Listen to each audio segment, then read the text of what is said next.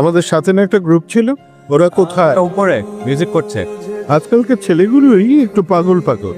আব্বু ওরা girls group, মানে কয়েকজন মেয়ে মিলে একসাথে। আই ফুলাতা স্যার, সিগারেট হবে?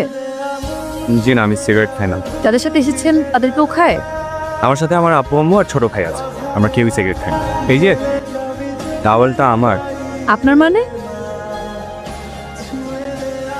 হাই, হাই, আমি শান্ত। আমি আদর। আচ্ছা, আপনার কাছে সিগারেট চেয়েছি বলে আপনি কি আমাকে খুব খারাপ মেয়ে ভেবেছেন? হ্যাঁ।